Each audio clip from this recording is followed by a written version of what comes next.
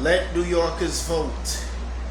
We applaud the New York State Court of Appeals for siding with New York voters in Democracy Tuesday when it turned back a Republican-led challenge to the state's vote-by-mail law passed in 2023. Starting this November, registered voters across the Empire State will be able to securely cast their ballots by mail if, for whatever reason, they cannot or choose not to vote in person through early voting or on election day. Having the option to vote by mail is inherently good for the people of New York State and ought to be considered good by all those who profess to love our democracy and protect our Constitution.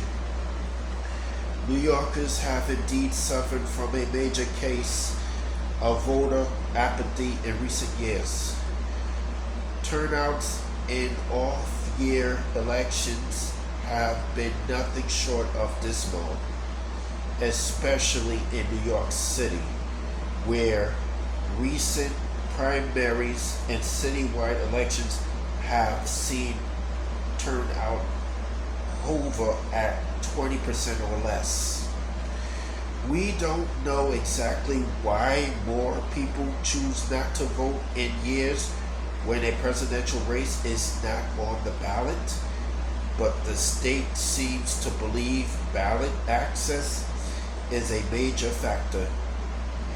In the last decade, New York State took the big step of permitting early voting ahead of Election Day. That gave New Yorkers more time to go vote, but at designated early polling sites in their boroughs, counties. Vote by mail gives every New Yorker the ability to vote on their schedule. This safe and secure system enables a voter to cast their ballot and either send it back to the county borough board of elections by mail, postmarked by no later than election day itself, and received by no later than a week after the election, or drop it off at their early voting or designated poll site. Yet Republicans like upstate Congress member Elise Stefanik insists that vote by mail somehow undermines voting integrity.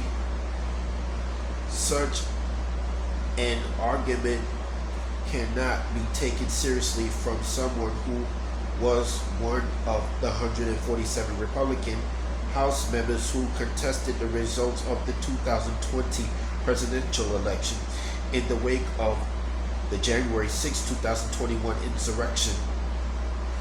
What does undermine voting integrity, however, are politicians standing in the way of voters casting their ballots by whatever means.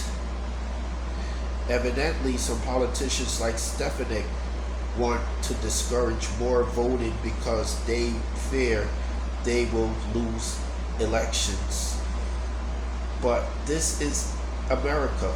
Every registered voter, Republicans, Democrats, Independents, etc., should be able to vote as they can, where they can.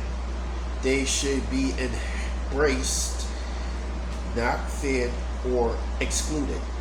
Candidates should run to have the voters choose their ideas rather than have the candidates choose their voters.